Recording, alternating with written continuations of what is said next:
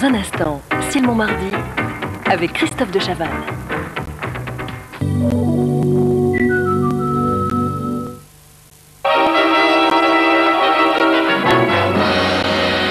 Guet-apens de Belin, c'est si bon de s'y laisser prendre. Superglue 3. Avec presque rien, vous collez presque tout. La porcelaine, le métal, le caoutchouc, le bois, le plastique, le cuir, le carton. Superglue 3. Avec presque rien, vous collez presque tout. Saint-Albret, il a l'air si sage, mais moi je connais son caractère. Saint-Albret, il sait toujours me surprendre, et pourtant, il est si tendre. Il a l'air si classique, mais moi je sais qu'il est un peu fou. Saint-Albret, follement classique. C'est moi, le pro-vapeur Philips. Pas de panique. Avec ma réserve d'1 litre, je travaille longtemps. Et comme j'ai la vapeur sous pression, pas un pli, sans appuyer et sans repasser. Résultat, très pro. Un vrai bonheur, non? Pro-vapeur Philips. Philips, le temps de vivre. Quand on nourrit son chat uniquement avec des pâtés pour chat, on constate rapidement qu'il en a jusque-là des pâtés pour chat. Alors, chez Fido, nous avons créé petites bouchées et menus morceaux de Fido. Des repas au canard et au foie, à la truite et au saumon, au coquelet et au rognon. Petites bouchées et menus morceaux de Fido, goûtés et approuvés. Voici le dernier né des rasoirs Braun, le Flex Control. Une tête pivotante à double grille, conçue pour s'adapter automatiquement au contour de votre visage, même aux endroits les plus difficiles. Jamais Braun ne vous a rasé d'aussi près en douceur. Braun Flex Control, une tête pivotante à double grille, la haute précision du rasage. Le bâton de berger, il est bon. Ah, bah je sais, seulement le bâton de berger, il n'y a pas d'heure pour en manger. Eh oui, il n'y a pas d'heure pour en manger du bâton de berger. De Justin Bridou. Après le brossage, pour aller là où la brosse ne va pas, offrez-vous un verre de fraîcheur au fluor. Nouveau signal au après brossage pour une meilleure protection de vos dents. Italie, Coupe du monde de football.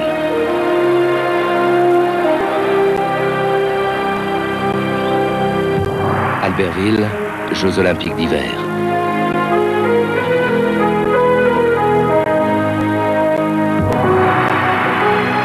Barcelone, Jeux olympiques d'été. Au cœur des grands moments, il y a toujours un Mars à partager.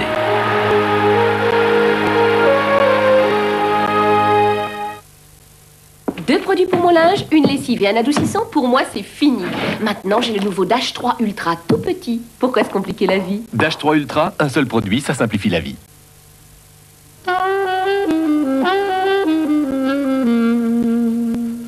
Chaussures JB Martin, passionnément féminin.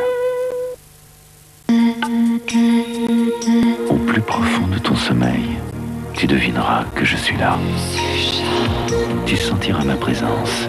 Et moi je sais déjà que tu ne me résisteras pas. Rocher Suchard, comme un sortilège.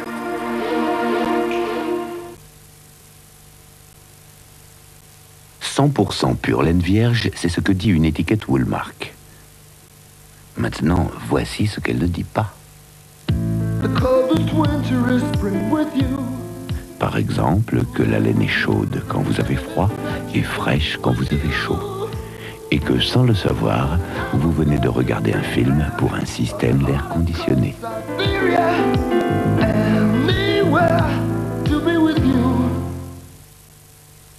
Ça, c'est Vichy Célestin. Et ça, c'est le teint Célestin. Joli teint, Vichy Célestin.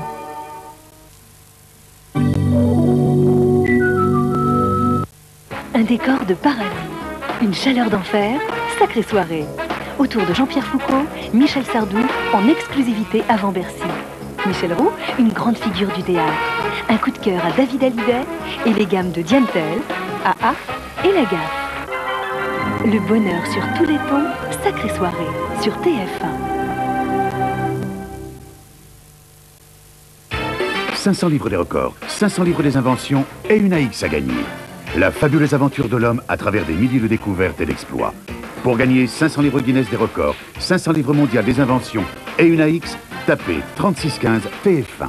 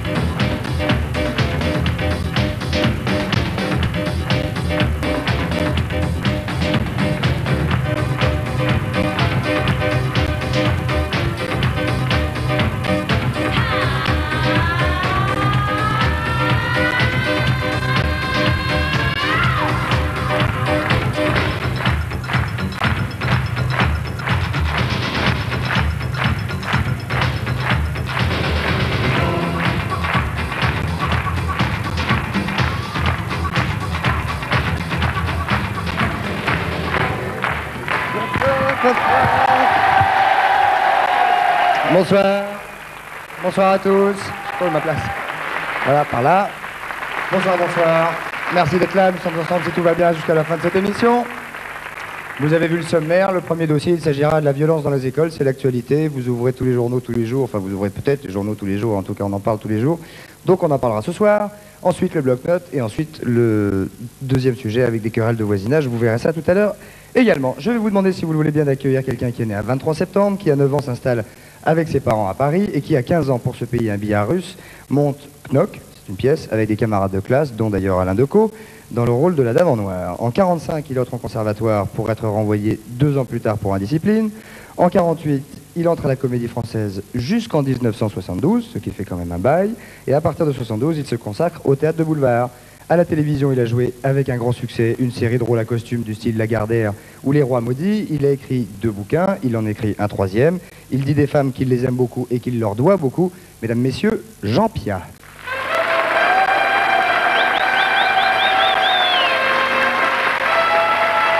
Bonsoir, monsieur. Je fais ma méditation transcendantale. Excusez-moi. Non, je dis je fais ma méditation transcendantale. Et alors, ça vous fait beaucoup de bien? Oh là, je peux me lever. Jean Piat, mesdames, messieurs, il faisait sa petite méditation.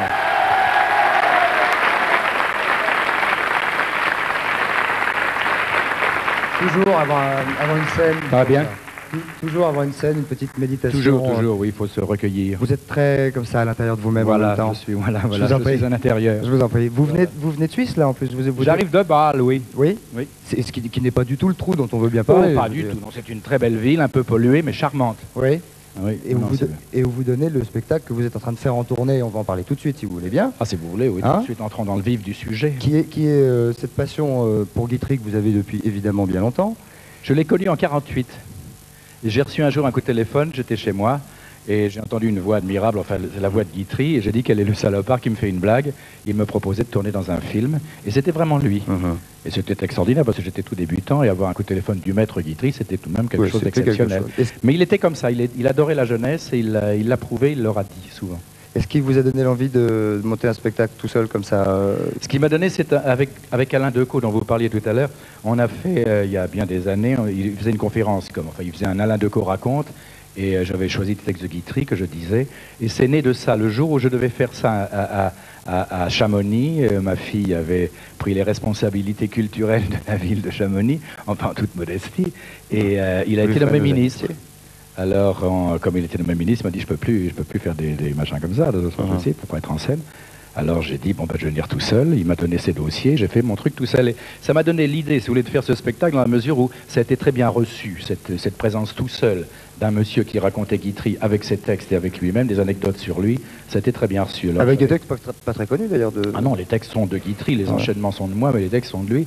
Mais ça avait un impact tel que je me suis dit, en dehors des pièces de Guitry, il y a des textes de lui qui sont à la fois intelligent, attachant, très bien écrit, plein d'humour, car c'est un homme qui avait le souci de faire rire, et c'est écrit à la française. Alors je me suis amusé à faire 1h30 à one-man show.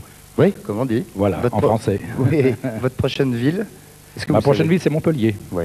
Et ensuite, je vais à Lausanne. Très bien. Ah, vous retournez en Suisse? Je retourne en Suisse. Vous avez un compte là-bas ou... Non, non, c'est pas ça. C'est parce que, comme je suis tout seul, la troupe, on peut la faire voyager de A à Z. Oui, ça coûte de l'Est à effectivement l'Ouest et tout beaucoup ça. moins cher. Ça coûte moins cher. Vous êtes un formidable acteur de théâtre. Est-ce que vous avez des regrets par rapport au cinéma? Parce que quand on lit vos interviews, bon... J'ai d'immenses regrets Oui. par rapport au cinéma. J'ai pas fait de cinéma, ça m'ennuie.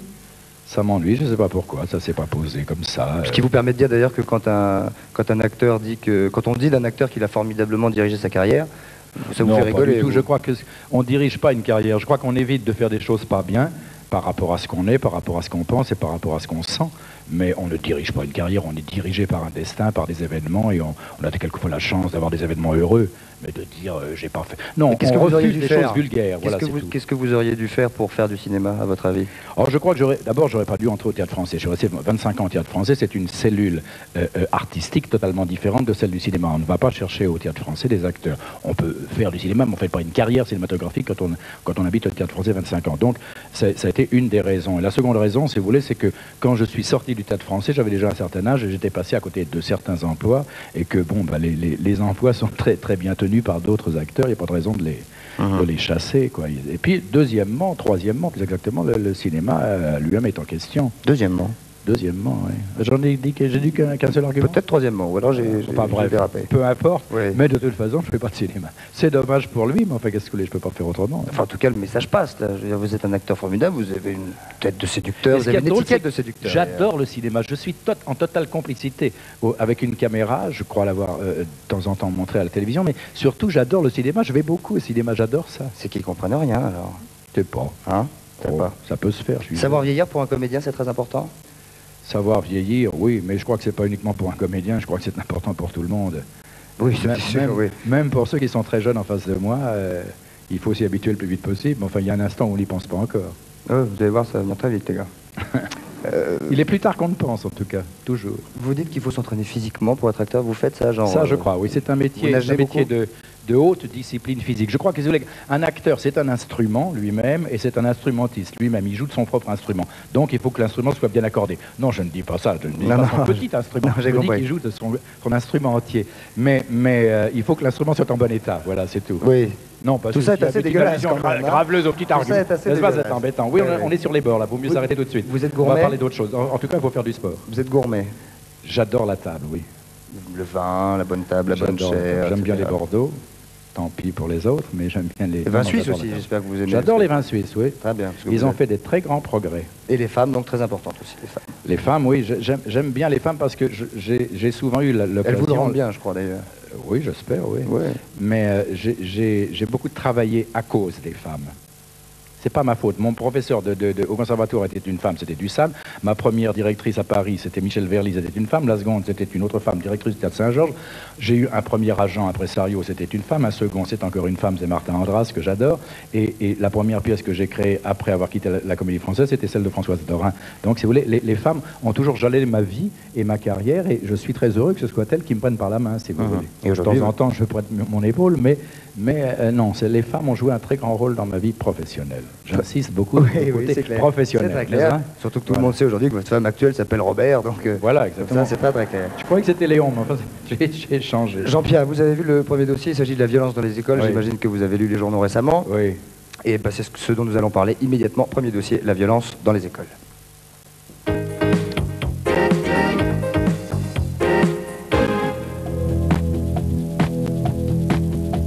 Une élève violée au lycée de Saint-Ouen, des profs agressés à Saint-Denis et à Bondy.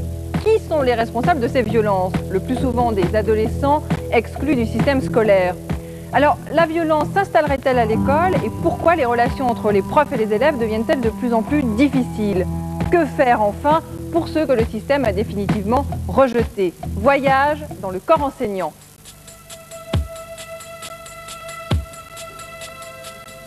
Voilà, alors il y a beaucoup de monde ce soir pour ce dossier, il y a beaucoup de monde sur le plateau, il y a des gens qui sont dans la tribune là-haut, je vais essayer de vous présenter tout le monde du premier coup. À votre droite, il y a Christian Forestier, bonsoir monsieur, vous êtes recteur de l'Académie de Créteil, qui rassemble un grand nombre d'établissements, on va détailler ça tout à l'heure. À votre droite, il y a Françoise Louis, vous êtes, bonsoir madame, proviseur au lycée Paul-Éluard de Saint-Denis. Non, je suis Agnès Pavie. Oui, d'accord. Merci. Non, ça, je remercie toujours mes collaborateurs qui me font des fiches soi-disant dans l'ordre. de présentation. Donc vous êtes Agnès Pavie, vous êtes écrivain et vous êtes auteur d'un bouquin qui s'appelle Un lycée tranquille aux éditions Barreau, c'est bien ça, oui. Et vous allez... sur un LEP. Hein. Mettez votre micro bien près. C'est un livre sur les LEP. Les LEP, oui. Oui, les LEP.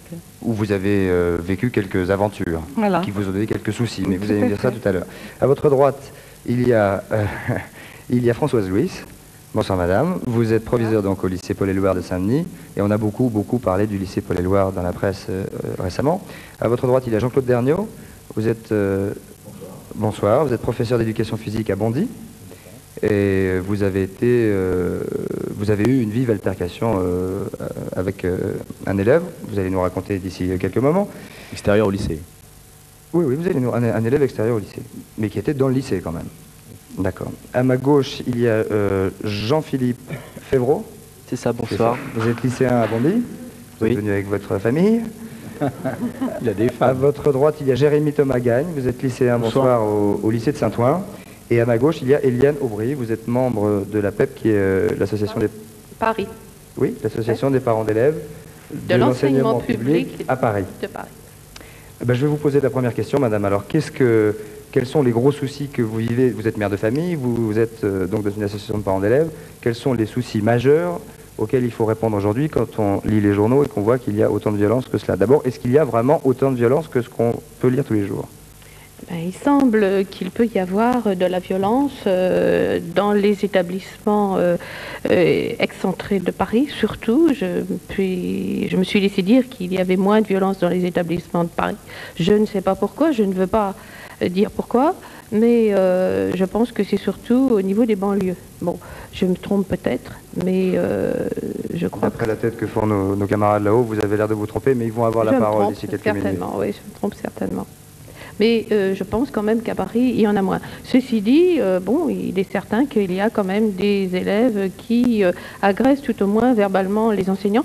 Et je dois dire que les enseignants ne sont pas là pour ça, effectivement. Ils sont là pour faire des cours et ils ne sont pas là du tout, ni pour faire la police, ni pour se sentir agressés. Alors, il n'y a pas que les enseignants d'ailleurs qui subissent la violence d'élèves, il y a aussi d'autres élèves. Il y a aussi d'autres élèves. Qu'est-ce que vous préconisez? Je vois que vous avez des petites notes dans votre main. Oui, mais enfin, bon, si je dois dire... bon, j'ai deux sortes de conseils, c'est ça. J'ai deux sortes de conseils. Je sais pas, madame, moi, vous dites ce que vous voulez. Des conseils négatifs et des conseils positifs, mais il s'agit de la violence dans les lycées, pas à l'extérieur. Enfin, si c'est sur le trottoir devant le lycée ou à 50 mètres, c'est un peu la même chose. Bon, alors non, c'est pas tout à fait pareil, parce que dans les établissements, il y a des moyens légaux pour les proviseurs, il y a un certain nombre de structures. Par contre, à l'extérieur des établissements, c'est autre chose. Bon, je dois dire que c'est le racket, c'est un certain nombre de choses. Il ne faut pas mettre de choses trop voyantes. Et puis, je dois dire qu'il ne faut pas non plus se laisser faire.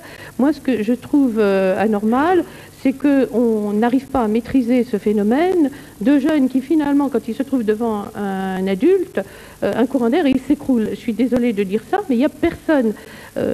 Bon, je pense qu'on grossit un petit peu le phénomène et qu'on leur donne beaucoup d'importance. Et que si jamais il y a un adulte qui se retourne contre eux, il n'y a plus personne. Ils sont inexistants. Bon, je pense que les familles ne devraient pas se laisser aller à avoir peur, parce que c'est essentiellement ça. Les parents ne portent pas plainte parce qu'ils ont peur des représailles sur leurs enfants, et je trouve que c'est le contraire qu'il faudrait faire. Mais ça, c'est un autre problème, c'est un autre débat. Si vous me demandez, pardon, si vous me demandez pourquoi il y a de la violence, je pense... Pourquoi il y a de la violence, oui. Eh bien justement, c'est un langage gestuel comme un autre. Ce sont des enfants qui n'ont pas appris à parler autrement. On ne leur a pas appris autrement, ils s'expriment comme ça, et bon, il y a une violence, ils ne savent pas dire autrement. Ceci dit, il ne faut pas faire la même chose en s'adressant à eux. Jérémy Thomas, vous avez entendu ce que vient de dire madame, est-ce que vous êtes d'accord avec ce qu'elle a dit, et qu'est-ce que vous vivez, vous, au lycée de Saint-Ouen? Déjà, c'est par rapport au dernier point que madame vient de citer, comme quoi les élèves ne connaissaient que ce langage-là. Peut-être un petit peu c'est un peu exagéré quand même. Oui, un raccourci, mais c'est un gros raccourci. Moi, là. je dis que c'est carrément ridicule. Parce que ça n'a rien à voir. Mais vous avez parlé de coup de vent à un moment. Vous ne pouvez pas vous permettre de dire que, que des élèves, quels qu'ils soient, ne connaissent que ce langage-là. Est-ce qu'on peut dire, moi je crois que ce qu'on voit, ça c'est le haut de l'iceberg. C'est des gens, pour moi, ce que j'ai vu des lycées professionnels, hein, c'était quelque chose de tragique. C'était des lycées où on mettait des enfants en leur faisant préparer des diplômes qui ne les amèneraient qu'à être pauvres. Hein. Et je n'ai jamais vu ces enfants passer par la violence. Je suis allée passer par la violence verbale, et c'était relativement normal. D'abord, c'est un premier stade. C'est nous qui les avions mis là-dedans. Oui, non, mais je ne dis pas, ça. Je ne dis pas que ça n'est pas tragique. Je ne dis pas que ça n'est pas tragique. C'est Je nous dis simplement qu'ils ne savent pas parler autrement. Hein? Ils ne savent pas parler autrement. Si, mais ils savent parler autrement, bien sûr. Là, vous le redites une deuxième fois, là, quand même. Vous Parce que persistez. non, mais c'est les adultes, effectivement, qui les ont mis dans cette position-là. Je suis tout à fait d'accord. Etc. Où il peut se passer n'importe quoi. Je veux dire, vous allez dans un café dans Paris, vous allez voir des gens se battre. C'est pas pour ça qu'ils savent pas parler autrement. Non, il faut rien exagérer non plus. Est-ce que vous pouvez nous raconter ce qui vous est arrivé, ce que vous avez vécu en quelques secondes? Moi, ce que j'ai vécu, c'est que j'étais consciente de l'absurdité d'une situation. Je me suis dit, je ne veux pas participer de ça. Hein, quelque part, ça me dégoûte, dans le fond, si vous voulez. C'est-à-dire, moi, je suis une petite bourgeoise, et puis, pourquoi? Ouais, malheureusement, j'ai fait des études et tout, et je suis incapable de faire quoi que ce soit pour ces gosses. Je les vois en face de moi, et je ne peux pas les sortir de leur mouise. J'ai pas les moyens, ils n'ont pas de livres, ils n'ont pas de... on n'a rien, on peut rien faire. Hein. Bon, alors, je ne peux pas. Et pourquoi je resterais simplement pour toucher un salaire? Il n'y a pas de raison, non. La seule chose que je pouvais faire pour mes gosses, à moi que j'aimais bien en plus, c'était faire ce livre. Dire qu'ils étaient abandonnés, réellement abandonnés par tout le système. Si tout d'un coup, tous les profs ou tous les instituts avaient ce langage-là, baissaient les bras et s'en allaient. Et peut-être qu'à ce moment-là, on se déciderait à les payer un peu plus cher pour commencer. Peut-être. Hein, je veux dire. Ça, parce que, je veux dire aussi, il y a une chose qui est fascinante, c'est que débuter dans l'éducation nationale à l'heure actuelle, ça veut dire débuter pendant 3 mois sans salaire. Au minimum. Hein, et après, avec un salaire qui est inférieur à celui d'une secrétaire. C'est-à-dire que vous, visiblement, ça vous a occasionné une grosse déprime quand même, ce que vous avez vécu dans ce... J'étais en colère. J'étais en colère. Quand vous êtes prof je suis licenciée en anglais. Hein. C'est-à-dire que je n'ai pas le CAPES ni l'agrégation, je n'ai pas de formation pédagogique. Hein. Mais ça m'autorise à enseigner dans un collège, chose que j'ai déjà faite, ou dans un lycée, ou dans un LEP. D'accord. Les LEP, ça demande une formation, à mon avis, pédagogique extrêmement spéciale. Hein. Ça ne peut pas être traité n'importe comment. On a affaire Personne n'a jamais dit ça. Personne n'a jamais dit que les élèves devaient être traités n'importe comment. Mais ils le sont traités n'importe comment. Ils le sont de facto. Parce que de facto, nous avons affaire par exemple à des jeunes arabes qui sont bilingues, ce qui est une qualité, mais à eux, on ne la leur reconnaît pas. De facto, on a affaire à des gens qui sont d'un milieu social que nous ne connaissons pas en tant que profs, auquel nous n'appartenons pas. Hein. Et de facto, nous n'avons pas de communication possible d'une certaine manière. Je veux dire, c'est la lutte des classes, quoi. Et elle se passe entre le prof et les élèves. Enfin, c'est pas à ce point-là, mais c'est un peu ça. Christian Forestier, vous êtes recteur de l'Académie de Créteil. Alors, ça fait combien d'établissements? J'ai dit beaucoup tout à l'heure, c'est énorme, je crois. C'est trop. Ça fait 500 établissements. Oui. Ça fait combien d'élèves? Ça fait 850 000 élèves. Donc vous avez la responsabilité de 850 000 élèves. Et oui. Et le corps enseignant représente combien de personnes? 65 000. Alors, quand vous entendez ce que dit Agnès Pavy, quand vous entendez ce que dit Madame, est-ce qu'il existe vraiment cette humeur dont on parle aujourd'hui? Est-ce qu'il y a vraiment panique à bord? Non, je crois qu'il faut relativiser. Je suis dans une académie qui est réputée difficile. Je pense que c'est ce qui me vaut l'honneur d'être sur ce plateau ce soir. Et je vous le dis, j'ai 500 établissements du second degré sous ma responsabilité. Aujourd'hui, nous avons des difficultés, des incidents graves. On va en reparler tout à l'heure, Saint-Ouen, Saint-Denis, etc., qui concernent 4 ou 5 établissements. Ça fait 1 sur 100. Si on regarde au niveau national, il y a 9 000 établissements d'enseignement secondaire en France. Aujourd'hui, une revue de presse faisait apparaître des problèmes dans quelques dizaines d'établissements. Donc je crois qu'il faut relativiser. Ceci étant, il ne faut pas se cacher des problèmes. Sauf que c'est nouveau aussi, quand même. C'est pas tout à fait nouveau. Il y a 10 ans ou 15 ans, il était inimaginable, de gifler un prof ou d'insulter. Absolument. Je crois que ce que je voudrais dire tout de suite, c'est qu'on est sur un problème difficile. On va, pendant l'heure qui vient, certainement pas trouver la solution. Moi, je ne la connais pas, la bonne solution, mais je connais la plus mauvaise. Je sais forcément ce qu'il ne faut pas faire, et ce qu'il ne faut pas faire, c'est exclure les élèves. Je suis sûr qu'aujourd'hui, exclure les élèves. Hein. Aujourd'hui, nous, on est face à une violence qui vient essentiellement de l'extérieur. Il y a quelques années, je dirais, l'exclusion était sinon recherchée, du moins acceptée. Aujourd'hui, on sait que la meilleure façon d'engendrer la violence, c'est d'exclure les élèves du système. Il y a une formidable soif de savoir. Il y a une formidable volonté de s'en sortir, il y a une formidable besoin de qualification, et chaque fois qu'on ne répond pas à cette demande, on génère de la violence. L'école ne génère pas la violence, l'école est le meilleur remède contre la violence. On a un jeune homme qui s'appelle, on va dire Robert. Les moyens de travailler, quoi. Je veux dire, quand moi j'étais prof d'anglais et de français sans livre, sans manuel, je trouve ça merveilleux, quoi. Je veux dire, c'était. Je veux pas. Excusez-moi, je voudrais juste dire quelque chose à propos de ce que Monsieur le recteur vient de dire là. Vous avez dit 4 ou 5 établissements qui sont un souci, mais c'est 4 ou 5 qui font du bruit. Absolument. C'est pas oui. 4 ou 5 qui ont des problèmes. Oui, mais je pense que je voudrais qu'on ne dérape pas, qu'à partir d'un vrai problème, mais médiatisé d'une façon outrancière. Je voudrais pas revenir sur ce qui s'est passé à la fin de la semaine lorsqu'un quotidien fait des photos truquées, monte des cartes manifestement mensongères, fait du titre... Qui fait des photos truquées, monsieur? Un quotidien, le Parisien libéré, on peut le citer. Je dis qu'on ne rend pas service ni à l'institution ni aux jeunes en difficulté. Excusez-moi, s'il vous plaît. Oui, je vous en prie, jeune homme. Allez-y. Voilà, aujourd'hui, notre établissement de Bondy à Jean Renoir a décrété un mouvement de grève concernant l'insécurité dans l'établissement. Et nous aimerions savoir ce que vous comptez faire.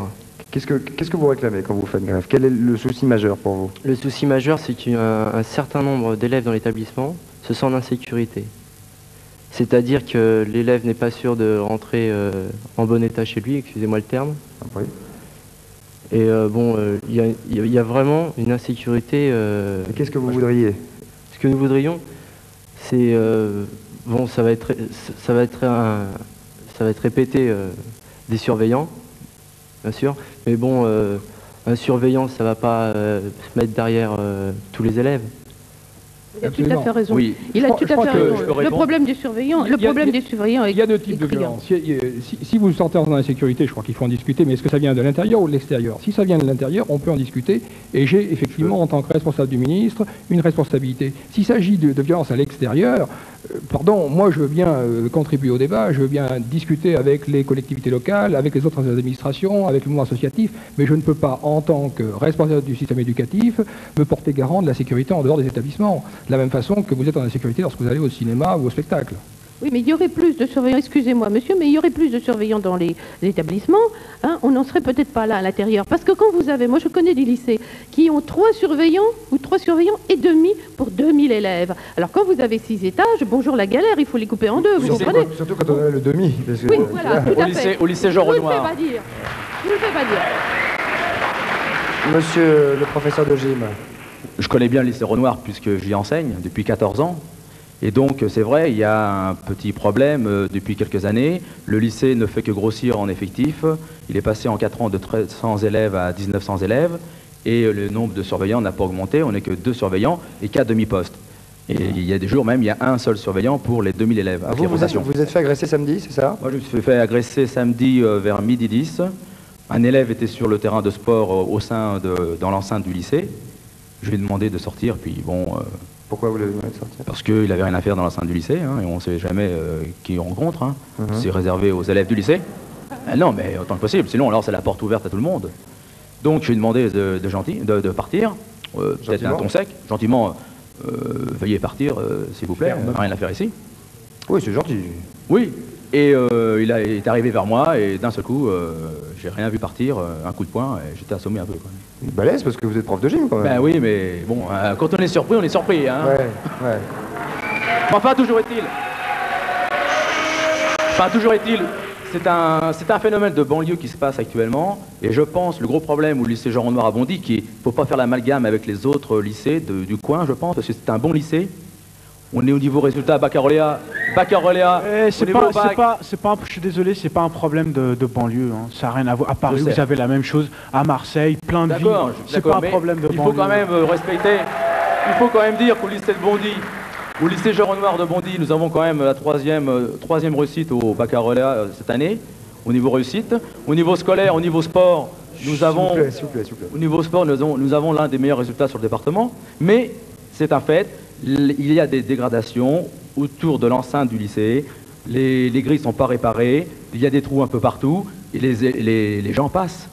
Mais ceux qui viennent, par exemple, l'élève qui vous a donc agressé parce que vous lui avez demandé gentiment de partir, est-ce que c'était un ancien élève? C'est un ancien élève qui avait été exclu. Il était exclu, non, il était orienté en LEP, dans une orientation tout à fait... Je ne comprends pas que vous vous débarrassiez des gosses comme ça. Mais non, c'est pas débarrassé, madame. Excusez-moi, madame. Vous allez, je pense, contrairement à ce que vous disiez, que les enseignants ont beaucoup à faire, et grâce au sport pour les élèves. Des gosses de 14 ans condamnés, si vous voulez, à partir de l'âge de 14 ans, si vous saviez au lycée tous ceux qu'on a sauvés... Et pas en même temps, s'il vous plaît. Madame le proviseur, mettez le micro bien près de la bouche, s'il vous plaît. Pardon. Mettez le micro bien près de la bouche. Je fais partie de ces lycées extrêmement dangereux. Je voudrais d'abord rassurer tous les amis, les anciens élèves du lycée. L'explosion de vendredi dernier n'a pas eu lieu dans mon établissement, mais dans un établissement privé de Saint-Denis. Donc tout le monde est sauf, merci. Je voudrais dire aussi que nous avons des résultats moyens. Nous n'avons pas les meilleurs résultats du département parce que nous acceptons tout le monde, nous n'excluons personne, nous ne faisons aucune sélection. Je voudrais dire aussi que les incidents que nous avons vécus dans cet établissement sont au nombre de 4, mais que grâce au ciel, ils sont intolérables. Mais grâce au ciel, personne n'a été molesté. Il y a eu intrusion d'éléments extérieurs dans des salles de classe, mais aucun professeur n'a été molesté. On a pourtant lu dans les journaux qu'une Eh bien, monsieur, je suis désolée, on a beaucoup amplifié. Personne n'a été giflé, je peux vous le garantir. Non, mais que la lumière soit faite. Voilà, alors je voudrais vous dire aussi qu'il y a deux sortes de violences. Il y a chez nous la violence des jeunes qui n'ont pas les clés du savoir. Autrefois, les parents transmettaient les clés de l'école et du savoir. Maintenant, un nombre plus important d'élèves accèdent à l'école et ces clés qu'on ne leur a pas données, ils les prennent par violence parce qu'ils n'ont pas d'autre moyen de le faire et pas d'autre moyen de s'exprimer. Et notre rôle à nous, c'est de les aider. Excusez-moi, Eh bien, parce que le dialogue qui doit s'établir entre les enseignants et les élèves, qui s'établissait autrefois parce que tout le monde parlait le même langage, ce dialogue ne s'établit pas bien parce que nous avons des jeunes qui viennent d'un horizon beaucoup plus élargi et qui n'ont pas les clés de l'école. Oui, parce que les enseignants aussi ne sont pas formés pour enseigner à ces élèves qui sont tout à fait différents. Donc il y a une évolution, c'est l'évolution du monde qui nous entoure. L'école, elle n'est pas toute seule sur une île déserte. C'est la société qui évolue très vite. Et il faut qu'on s'adapte. Le système éducatif devra peut-être évoluer un petit peu aussi, mais les professeurs font beaucoup d'efforts pour le faire. C'est très important. Alors ça, c'est la violence interne qui nous frappe de temps en temps. Mais il y a la violence externe. Les jeunes qui sont venus chez nous, ce sont des jeunes exclus, qu'on a exclus ou qui se sont exclus eux-mêmes parce qu'ils en avaient assez de l'école. Et ils s'aperçoivent maintenant qu'à part l'école, il n'y a rien. Et moi, j'appelle ça un petit peu, ça ressemble un peu à un suicide d'appel. Ce sont des jeunes qui rentrent chez nous, je les condamne. Ils sont connus, ils sont maintenant, on sait très bien qui ils sont et ils seront punis de ce qu'ils ont fait. Mais ce sont des jeunes qui crient leur besoin, leur désir d'être intégrés et reconnus par la société. Et je crois que ça, c'est très important. Et ça nous interpelle tous. Et ceci demande un traitement social. Il faut que tout le monde s'y mette dans ce pays pour ça. L'école ne peut pas tout faire. Les professeurs ne peuvent pas tout faire. Ils ont été habitués à transmettre des connaissances et ne sont pas des éducateurs spécialisés. Mais est-ce que le nombre des professeurs devrait par exemple augmenter? Mais tous mes professeurs étaient présents le jour de la rentrée, monsieur. Il n'y avait pas de problème d'enseignants. Il n'y a pas de surnombre? Tous les postes étaient pourvus. Je suis désolée, chez moi, tous les postes étaient pourvus. Je suis désolée. Non, mais soyez pas désolée, madame, je trouve ça plutôt bien, moi. Je voudrais dire aussi que les professeurs titulaires ou auxiliaires ont tous été payés le premier mois. Ils ne sont pas payés au bout de 3 mois. Mais je suis désolée de le dire. Moi, vous savez, payé au bout de 8 mois. Je ne viens défendre ici personne, je viens dire la vérité, la réalité. Et je voudrais dire aussi, pour terminer, que dans ce lycée, qui est un grand lycée, eh bien, on peut vivre très heureux, professeurs et élèves. Voilà. C'est pas ce qui se passe en ce moment. Mais si, il y a des élèves qui sont là, ils peuvent vous le dire. Ils sont pas malheureux. Je pense pas. Vous savez, monsieur Le Chavannes, le lycée Paul Éluard, je le connais, puisque dans l'académie, c'est un lycée, effectivement, qui est dans une zone difficile. C'est un lycée qui, a priori, fait partie de ce lycée de la peur, pour reprendre tout à l'heure ce que je disais. Or, au lycée Paul Éluard, on y travaille tout à fait normalement, on y réussit normalement, vous l'avez dit. On y va, on y met des classes préparatoires, on y met des BTS, on y met des sections valorisantes. Et moi, je suis prêt à prendre les paris qu'il faut pour dire que dans quelques années, dans ce département, on aura des résultats scolaires qui seront tout à fait comparables à ceux qu'on a dans le territoire. Vous êtes quand même en train de dire que tout a l'air de plutôt bien aller, alors que tout n'a pas l'air de plutôt bien aller quand on écoute c'est parce qu'on dit, excusez-moi monsieur, on n'y ne dérapons pas. Vous dites, on a créé telle classe, on a tel BTS et tout. Bon, moi je viens du lycée de Saint-Ouen, on a un tout nouveau lycée qui vient d'ouvrir, qui est vraiment bien et tout, merci pour l'investissement, sympa. Et puis on arrive, bon moi je suis au lycée normal, il y a d'autres qui sont au LEP, et on voit classe des BEP, ils sont 36 par classe. 36 pour étudier. On voit en terminale C, ils sont 36 aussi. Terminale C, un mec qui dit « j'ai pas compris un truc ». Non, c'est pas possible, il peut plus, c'est fini. Il y en a 12 qui sont déjà en train de voir le professeur après l'heure. C'est pas possible, vous nous donnez pas les moyens d'étudier. C'est du gaspillage d'argent en fait. Vous dites, ok, on crée un bahut, mais vous ne nous donnez pas les mêmes moyens. C'est-à-dire qu'avant, dans le lycée où on était, il y avait moins de monde, c'était plus petit, donc le nombre de surveillants, ça allait, le nombre de professeurs, bon, il y avait des problèmes, c'est sûr. Mais là, vous nous donnez un lycée de 940 places, on n'a toujours que 2 pions. Ça le problème des surveillants, on n'a même pas le nombre de on ne va pas l'évacuer, c'est un vrai problème. En CAP, il manque un professeur pour 10 heures. 10 heures. C'est pas si ça veut dire. C'est pas normal, c'est une race en voie de disparition. On ne peut pas l'entretenir, le bahut, après. S'agissant du nombre d'élèves par classe, d'ailleurs, je veux dire que s'il y a 36 élèves par classe dans une section de BEP, je demande à en discuter et je veux bien marcher sur le problème. 36 élèves dans une terminale C, le problème est totalement différent. Je crois qu'on ne peut pas mettre sur un pied d'égalité une terminale C, une classe de BEP. Je crois qu'effectivement, si on veut traiter tout le monde de la même façon... 36, c'est pas normal au départ, c'est pas normal. Tout dépend de la nature des élèves. Bah alors pourquoi? Je suis en première S. Ouais, enfin, et on est 18 dans la classe. Tous les élèves, forcément. Plus il y a d'élèves, Monsieur le Chérif, une terminale C, ce ne sont pas les élèves les plus en difficulté. Non. Je peux vous assurer. Si on a un problème, si quelqu'un a un problème, mais ça veut dire quoi? Si quelqu'un a un problème, qu'est-ce qu'il fait après l'heure de cours? S'il vous plaît, on va donner André Puchet, c'est ça? Non? Non.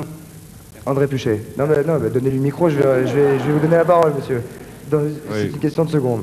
On parlait tout à l'heure des banlieues, vous êtes prof de lettres au lycée Bergson à Paris. Hein. Oui, c'est à Paris. Et madame, j'étais très surpris par ce qu'a dit madame la représentante de la PEP, parce qu'elle a ses enfants à Bergson et elle siège dans le conseil de discipline de Bergson. Hein, alors moi, je me suis fait assommer l'an dernier à Bergson. Je représente ici l'Union régionale de Paris. Oui, d'accord, quand même. Bon, vous avez dit les problèmes sont en banlieue, à Paris, il n'y a rien. À Bergson, il y a eu des problèmes, monsieur. Monsieur s'est fait assommer à Paris. Hein. Oui, non, mais on est tout à fait d'accord.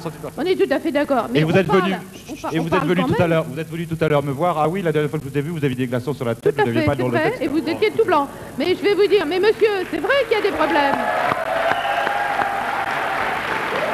Ok, on va pas faire querelle Paris banlieue. Est-ce que vous vivez un malaise, monsieur? Oui, le malaise, c'est pas le malaise de la violence, parce que la violence, heureusement, c'est pas tous les jours. Bon, mais il y a un climat, c'est-à-dire dans le lycée Bergson, par exemple. Bon, il y a un incident qui a dégénéré, qui n'a pas été réglé par le lycée, parce qu'il n'y a pas de loi dans le lycée. Eh bien, qu'est-ce qui se passe quand il n'y a pas de loi dans le lycée? C'est la loi de la rue qui s'en mêle. C'est-à-dire qu'entre des élèves, il y avait des élèves, une arabe et des africaines. Et alors, ça a dégénéré, l'arabe a dit tu vas voir à la sortie, etc. Sa famille a débarqué, et la famille a débarqué, ils sont tombés sur le premier africain. Il est dans la salle, il fait ici, le premier africain qui n'avait rien à voir, la ratonnade a commencé. Bon, alors, c'est lamentable. Bon. Et puis moi, je me trouvais là, je me suis trouvé assommé dans le... Alors, pourquoi est-ce qu'il se passe des choses comme ça? Parce qu'il y a des classes où il y a des élèves qui... Mais est-ce que ça veut dire que si on vous dit par exemple que vous n'êtes pas maître de votre classe et que si ça dégénère après c'est un peu de votre faute et tout, est-ce que vous l'acceptez? Enfin, c'est pas ce que je dis moi, hein, mais c'est... Tout à fait. L'an dernier, j'avais 2 classes dans lesquelles je ne pouvais pas travailler, dans lesquelles je ne pouvais pas faire cours, des gens qui n'étaient pas là pour suivre des cours. Donc on ne peut pas donner des cours à des gens qui ne sont pas là pour suivre des cours. Et ces gens-là, on ne peut pas les exclure. Il a fallu qu'on se mette en grève pour obtenir un conseil de discipline, parce que le proviseur ne voulait pas convoquer le conseil de discipline, alors qu'il y avait quand même 2 blessés, hein, un élève et un prof. Il a fallu pour exclure les fauteurs de troubles, c'est-à-dire les 2 africaines qui avaient provoqué l'arabe et celle qui avait fait venir sa famille. C'est quand même extraordinaire. Et le conseil de discipline, n'a pas prononcé d'exclusion, parce qu'il y avait blocage au niveau du conseil de discipline. Bon, je n'étais pas dans le secret des votes. J'étais pas dans le secret des votes. Pas du tout, monsieur. Je ne peux pas vous dire qu'a fait le conseil de discipline parce que je suis tenu au droit de réserve, mais je peux vous dire que sur 3 élèves, il y en a 2 qui avaient déjà été exclus. Non, il y en a 2 qui sont partis d'eux-mêmes. Voilà, tout à fait. Parce qu'on a convoqué le conseil de discipline. Vous voulez dire, monsieur, que c'est un problème de direction. Si j'ai bien compris ce que vous voulez dire. C'est un problème de direction et le problème aussi des apparatchiks qui siègent dans les conseils de discipline, qui représentent les parents ou qui représentent, etc. Mais présentez-vous, monsieur, demandez à votre syndicat, présentez-vous au conseil d'administration. Je ne représente pas de syndicat. On est là pour parler de la violence avec les enfants, madame. Tout à fait. Vous voyez? Non, alors, parce que là, vous agressez entre adultes, c'est pas le problème de ce soir. Le problème, c'est la violence de la jeunesse. Vous donnez un très mauvais exemple actuellement. Je vous demande pardon de vous dire ça. C'est un exemple déplorable que votre altercation entre adultes. Oui, c'est pas le sujet de ce soir. On essaie de comprendre pourquoi la violence dans les lycées. On essaie de l'expliquer. Moi, je trouverais intéressant qu'on demande aux jeunes pourquoi y a-t-il de la violence dans les lycées et comment pourrait-on y parer. Moi, j'appartiens à un métier, à un univers spécial qui est celui du spectacle. Il y a des élèves chez nous, enfin dans le spectacle, qui ont 17, 14, 18 ans, 19 ans. Ils ne sont pas violents. Pourquoi? Parce qu'ils sont passionnés par leur métier. Donc, essayons de passionner dans les classes, dans les disciplines qui sont les vôtres, essayons de les passionner, de leur faire comprendre que c'est leur avenir qu'ils disputent, mais vos querelles d'adultes ne les intéressent pas et ne m'intéressent pas moi. Voilà, bravo, tout à fait. Jeune homme, allez-y, dans la tribune toujours. Attendez. Bonsoir. Soyez gentil, vous vous présentez? Tout à fait. Je m'appelle Habib Jardini, je suis élève de première au lycée Paul-et-Loire. Je vois ici deux personnes, justement, vous parliez d'adultes, voilà, on voit ici deux personnes, deux adultes qui s'engueulent. Au lycée Paul-et-Loire, on est 2400, 2500 élèves. Et je crois que s'il y avait 2500 adultes, je me demande s'il n'y aurait pas plus d'agression. Parce que c'est très possible. Bon, tout à fait. Tout à fait, je ne suis pas là pour dire tout est beau, tout est Je ne crois pas non plus superbe. que ce soit une question de nombre dans les classes. C'est une question de passion et d'envie de travailler. On peut avoir envie de travailler à 36, on peut ne pas avoir envie de travailler à 8. Évidemment, c'est moins facile. C'est peut-être moins facile quand il y a 36 élèves par classe, mais je crois qu'un pays qui n'a pas le souci de protéger davantage sa jeunesse, c'est un pays qui est en train de crever. Excusez-moi, vous dites qu'il n'y a pas de différence entre 8 et 36. Je ne suis pas... Allez voir dans les classes. Mais je veux simplement dire ceci, c'est que quand on a l'envie de travailler, on peut y arriver même à 36. La question n'est pas tellement du nombre. Quand on dit qu'il y a 36 ça ne personnes veut dans pas une classe, dire que le nombre soit une... Ce n'est pas une personnes. excuse, le nombre, ce n'est pas non plus une explication. Voilà tout Quand ce on que dit je qu'il y veux a dire. 36 personnes dans une classe, ça ne veut pas dire qu'il y a du matériel pour 36 personnes. Je demande pardon, mais je ne connais pas le problème très bien. Par conséquent, je ne réagis qu'épidermiquement. Mais je crains que ce ne soit de mauvaises conditions de travail. C'est possible, mais ça peut être aussi de mauvais prétextes. Voilà ce que je veux dire. Je voudrais monsieur à lunettes, s'il vous plaît. Oui. Présentez-vous, s'il vous plaît. Jean-Louis Auduc, moi j'appartiens à un syndicat, le SNES, et je suis prof dans un collège à Montreuil. Ce que je voulais dire par rapport à la situation, c'est qu'on a dit tout à l'heure, il y a de plus en plus d'élèves dans les lycées. C'est une bonne chose que les jeunes puissent aujourd'hui aller en lycée. Le problème, c'est qu'il faut pouvoir les accueillir. Moi, quand j'étais lycéen, on triait les élèves pour aller dans les lycées. Il y avait 20% d'une classe d'âge en lycée, c'est-à-dire un jeune sur 5 seulement qui avait possibilité d'aller en lycée. À cette époque-là, on était 25 à 30 par classe, il y avait un surveillant pour 100 élèves. Aujourd'hui, il y a de plus en plus de monde dans les lycées. C'est une très bonne chose. Il y a 6 jeunes sur 10 qui entrent en lycée d'enseignement général et technique. C'est merveilleux. Ça veut dire effectivement que les jeunes veulent réussir, veulent avoir un boulot. Quelles conditions on leur donne? Et nous, les profs, on est les premiers à dénoncer ça. Alors qu'aujourd'hui, il y a une massification des lycées, alors qu'aujourd'hui, il y a des jeunes de catégorie sociale qui n'y allaient pas, alors qu'à l'extérieur, il y a la violence, il y a le chômage, il y a les problèmes des grands ensembles, il y a les familles désunies dont il faudrait parler, toute cette situation. Alors qu'on a ces jeunes qui viennent dans les lycées, il y a maintenant un surveillant pour 400 élèves. Ça veut dire qu'on a reculé formidablement au niveau de la surveillance. Et alors qu'avant, il y avait des classes à 25-30 pour des élèves triés, choisis, maintenant elles sont à 35-40. Je crois que la responsabilité du monde adulte, la responsabilité de la société, par rapport aux jeunes qui hurlent. Alors c'est vrai qu'à des moments, ils nous dérangent en tant que profs quand ils hurlent. Moi, dans mon collège, ils ne sont pas tous heureux quand je leur fais mon cours d'histoire. Mais ce que j'essaye de leur donner, c'est qu'il faut un savoir, c'est qu'il faut une qualification, c'est qu'il faut quelque chose pour en sortir. Ce qu'il faut, la responsabilité de la société, c'est de donner la même qualité d'enseignement qu'avant on donnait à une minorité, aujourd'hui à la grande masse des jeunes. C'est un défi pour le pays, c'est un défi considérable, et j'aimerais que là-dessus, on le donne. C'est pas possible d'en rester à la situation présente. Pardon, mais il y a 50 ans, j'étais dans un lycée et je n'ai pas eu l'impression d'être trié. J'appartenais à une famille extrêmement pauvre et j'étais dans un lycée parce que mes parents étaient en vie et on fait les sacrifices nécessaires pour m'y envoyer. Mais je n'étais pas un homme appartenant à une élite sociale spéciale, un jeune homme, je veux dire. Avec les bourses, simplement en Seine-Saint-Denis, il y avait 8 lycées il y a 20 ans. Aujourd'hui, il y en a plus de 45, je crois. Ça veut dire qu'il y a une massification évidente. On le voit, il y a aujourd'hui dans les lycées des jeunes de catégorie sociale qui avant n'y étaient pas. Il faut qu'on les aide à réussir, nous les adultes. Quand on dit il faut des surveillants, il faut des équipes, mais il faut que l'école puisse compenser les manques culturels qui sont autour. Que proposez-vous concrètement, monsieur? On revient à l'idée de famille de madame, alors. Concrètement, moi je souhaite qu'il y ait des surveillants dans les établissements. Je souhaite qu'il y ait des réflexions avec les collectivités locales, qu'il y ait des réflexions avec le ministère pour qu'on puisse compenser, qu'il y ait des documentalistes pour aider les jeunes. Quand ils rentrent dans les familles, souvent ils n'ont pas le livre autour d'eux. Ça veut dire qu'il faut que dans les lycées, avec dans les CDI, ils puissent avoir des livres pour pouvoir étudier. Il faut qu'on les aide dans l'école à réussir. Ils nous disent aujourd'hui, ces jeunes, je veux réussir. C'est ça que je trouve formidable dans le mouvement, au-delà de la violence, qui est effectivement la face cachée de l'iceberg, c'est cette volonté des jeunes de vouloir avoir les moyens de réussir. C'est formidable pour nous profs d'avoir des jeunes qui nous questionnent là-dessus. Est-ce qu'effectivement on va en rester à la situation présente?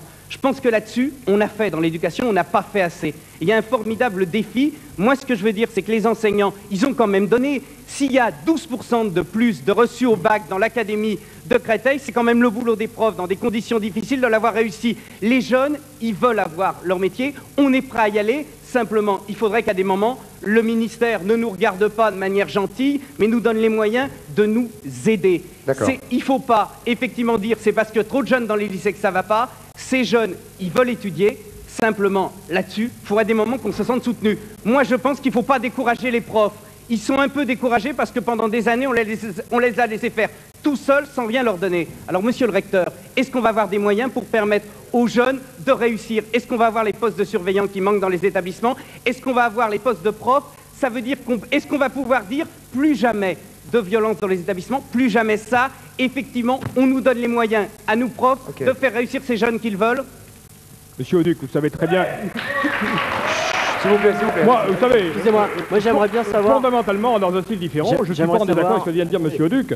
Et monsieur Auduc sait très bien que justement, depuis 2 ans, l'Académie de Créteil, et c'est pas tout à fait un hasard, et justement l'Académie de France qui reçoit le plus de moyens. C'est vrai qu'il y a un retard. C'est vrai que quand je suis arrivé dans l'Académie de Créteil... C'est l'Académie de France où il y a le plus de moyens, et c'est peut-être l'Académie de France où il y a le plus de soucis. Non, c'est l'Académie de France qui était la plus en retard. Indiscutablement. Parce que je crois que dans le passé, effectivement, on partait de l'idée que les populations de l'Est parisien étaient des populations qui, a priori, peut-être, ne méritaient pas d'aller en terminale. Je crois qu'aujourd'hui, on est sur un formidable changement de logique, hein, mais il faudra du temps. On travaille avec des constantes de temps qui sont relativement longues, mais moi, je vous dis, je prends le pari, dans 4 ou 5 ans, l'Académie de Créteil, et notamment la Seine-Saint-Denis, sera une académie comme les autres. Et dans 4 ou 5 ans, combien d'élèves auront été agressés ou Encore une fois, on l'a bien dit, il faut bien qu'on fasse la distinction entre la violence intérieure, et ça je dis qu'on peut gérer aujourd'hui, on a des réponses, et il y a la violence extérieure. Et la violence extérieure, elle est produite extérieure. À partir du moment où tout le lycée... Si on me laisse en parler, elle est produite lorsqu'on exclut. Je crois qu'aujourd'hui, il faut effectivement que l'école s'adapte aux élèves. Je vous contredis, M. Pia. Ce que disait M. Luc tout à l'heure, il est parfaitement juste. Lorsque vous avez passé le baccalauréat, moi aussi, on a quelques années d'écart, mais il y avait 1 Français sur 10 qui passait au baccalauréat. Aujourd'hui, c'est 40 à 50%. Demain, ça sera 60, 70%. Les lycées ne peuvent plus fonctionner aujourd'hui comme ils fonctionnaient il y a 20 ans. C'est sûr, mais tous les élèves que vous ne voulez pas exclure, où est-ce que vous allez les mettre? Si vous êtes déjà à 36 Je sais que s'ils sont dans la rue, ils sont générateurs de violence. Ah non, pas du tout. Ah bon. Ah bah non. Ah bon, d'accord, mais fait pas peur. du tout. Mais où vous voulez les mettre? Puisqu'on est déjà, ils sont déjà à 36 dans les classes, où vous voulez les mettre? C'est une question réaliste. S'il vous plaît, arrêtez de parler de nous de cette manière. Concrètement, c'est vrai qu'il y a des problèmes d'ordre nationaux. C'est vrai. Mais aujourd'hui, nous, en tant qu'élèves, comment ça se passe? On arrive à 8 h au lycée, on suit nos cours. Il y a certainement des problèmes parce que nous sommes 2400, je parle spécifiquement du lycée Paul-Éluard, nous sommes 2400 élèves. 4 agressions. C'est vrai qu'il est inadmissible qu'il y ait des agressions, mais tout de même 4 agressions. Et encore, on parle d'agressions, ce sont des agressions... Agression d'élève à professeur, hein, vous parlez là. Hein. Même pas de personnes... Élève à élève. Non, des personnes extérieures. D'accord. Voilà. Donc, je ne crois pas qu'il faille amplifier de manière abusive. Ça veut dire qu'il y a un mouvement de presse qui tout à fait, tout à fait. La presse écrite. Et je crois que tous les élèves qui sont ici présents sont prêts à témoigner. Le racket dans les écoles, la violence à la sortie, etc. Ça existe. Tout cela existe. Mais et ça n'existait pas il y a 10 ans ou plein de choses n'existaient pas ans. il y a 10 ans de toute manière. C'est exact, jeune homme. L'évolution du temps, c'est ça. Hein. C'est ça, comme disait tout à l'heure monsieur... Oui, mais enfin quand même, si dans 10 ans ça doit encore être multiplié. Non, qui dit évolution ne dit pas évolution négative. Il faut justement faire en sorte de pouvoir nous accueillir. Moi, je tiens à dire une chose, c'est qu'on suit des cours tout à fait normaux. Il y a des problèmes, 4 agressions pour 2400 élèves. Comprenez ces chiffres-là. C'est simple. On a un lycée... Enfin, c'est 4 agressions de trop quand même, on est d'accord. Tout à fait, tout à fait. Il faut faire en sorte qu'il n'y en ait plus, c'est vrai. Mais c'est pas la peine de parler de nous en disant les exclure, mais que ferait-il dehors? Non, moi je viens à l'école, je viens pour travailler comme les 2399 autres élèves du lycée Paul-Éluard. Voilà. D'accord. On a un jeune homme qui est un agresseur, qui a voulu garder et conserver l'anonymat. Je voudrais, jeune homme, que vous nous donniez les raisons qui vous font être violent? Vous m'entendez, jeune homme? Oui, oui, tout à fait. La raison que j'ai été violent envers ma professeure de mathématiques, c'est qu'un de mes camarades s'est fait pendant le repas, s'est fait voler sa trousse. Chut, s'il vous plaît.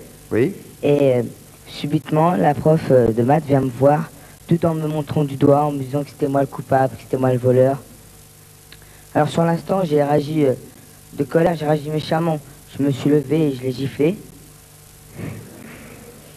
Parce que moi, dans mon éducation, on m'a jamais appris à voler.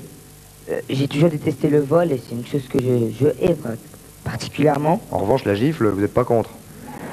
Non, mais... Non, parce que vous avez le sentiment qu'il y a 3-4 ans, dans une classe inférieure, vous auriez pu gifler un professeur qui vous aurait traité de voleur? Ah non, je pense pas, parce que je serais faible il y a 3-4 ans. Mais non, c'est pas le cas. Vous regrettez ce que vous avez fait ou pas? Oui, tout à fait. Je suis pas particulièrement fier d'avoir giflé un professeur. Mais ce que je veux vous dire, c'est que les professeurs demandent tout d'abord le respect. Ils demandent que nous, les élèves, on les respecte. Mais les élèves ne demandent que ça, nous. Le respect des professeurs. Est-ce que vous avez le sentiment d'être respecté par les professeurs ou pas? Enfin, vous, peut-être pas, vu que vous avez été accusé... Vous aviez pas volé la trousse, au moins? Ah non, ah bon, alors. Que ce soit clair. Madame le proviseur. Je voudrais dire quelque chose. La violence, elle est partout. L'an dernier, un professeur est arrivé à mon bureau avec un père qui le tenait par le col. Ce père agressait le professeur parce que sa fille était accusée d'avoir copié, ce qui était vrai. Le père n'avait même jamais vu les bulletins trimestriels de sa fille et il a fallu dégonfler l'incident. Le père avait tout à fait tort. La violence, elle est partout. Je n'accuse pas les parents, hein, mais tout le monde est violent dans la société où nous sommes. Sauf qu'il y a cette espèce de tabou qui a été brisé, qui était, je reviens encore pour la 3e fois à ce que j'ai dit tout à l'heure, c'est que c'était inimaginable il y a 5 ans ou 10 ans de gifler un professeur. C'est ça le gros changement. Bien sûr, bien sûr. Excusez-moi madame, vous dites que la violence est partout, mais je crois qu'elle est surtout partout dans les journaux, quoi. La violence, elle est partout, mais partout dans les journaux, c'est ça. Bien sûr. Non, enfin votre voisin, il n'est pas d'accord avec ça, puisque depuis tout à l'heure, il parle de peur, il parle de violence, il parle de raquettes. Dans les journaux en ce moment. Pas de raquettes, parce que bon, le raquette dans mon établissement, ça ne se fait... Enfin, j'en ai pas entendu parler. Bon, mais vous êtes inquiet, vous êtes un inquiet, vous? Ah, je suis très inquiet, oui. Moi, là, je viens du lycée de Saint-Ouen, et bon, c'est là où, dans tous les journaux, il y a le viol, il y a le racket, enfin, on n'arrête pas de parler de ça, quoi. Il y a eu un viol, quand même. Mais il y a eu un viol, il y a eu un racket, mais comme partout ailleurs. Mais ils n'arrêtent pas de répéter. Heureusement, pas comme partout ailleurs, le viol, quand même, jeune homme. Désolé. Mais il n'y a pas de viol dans tous les lycées de France, quand même. Je suis désolé, mais on n'en parle pas, vous n'en parlez pas, vous tombez pas. Il y a des viols dans tous les lycées de France. Mais dans tous les lycées de France, faut pas faire une généralisation quand même. Dans beaucoup de lycées. Il y a dans beaucoup de lycées. C'est bon à savoir, remarquez, parce que... Gardons notre sang-froid, je crois qu'on peut pas laisser dire des choses pareilles. Exagéré, peut-être. Pourquoi on a parlé du viol? Parce qu'on a parlé à l'AFP, c'est tout. Les profs ont appelé pour qu'on puisse se mobiliser. C'est très grave, jeune homme, c'est très grave, un viol. C'est très grave. Ce qui s'est passé est très grave, ce qui s'est passé est inacceptable, ça provoque beaucoup d'émotions et je le comprends, je suis également père de famille. De là à dire que dans tous les lycées de l'Académie de Créteil où il y a des viols... Pas dit dans tous les lycées, c'est vrai qu'il ne faut pas exagérer. Non, il n'a pas dit Académie de Créteil, hein, il a dit en général. Je voudrais passer la parole à la jeune fille qui est là-haut et qui la demande depuis un petit moment. Qui êtes-vous, mademoiselle? Alors, Cécile Flamand du lycée Paul-Éluard en terminale B3. Je voudrais un peu parler de la violence là, parce que le débat il tourne beaucoup sur ça. Bon, c'est ça même le débat. On peut le dire, oui. Mais faut peut-être chercher les causes de la violence aussi, parce que la violence, on fait l'amalgame violence, agression et tout, mais la violence, elle est aussi due dans les conditions dans lesquelles on étudie, quoi. On est 38 dans ma classe. Tout à l'heure, Madame le proviseur disait que tous les postes étaient pourvus à la rentrée. Moi, j'avais pas de prof de philo. En seconde, il n'avait pas de prof de sciences éco. En seconde 209, hein. Pas de prof de sciences éco. Et une professeure de français qui a été remplacée 3 fois depuis le début de l'année. Donc il y a peut-être des petits problèmes aussi sur ça.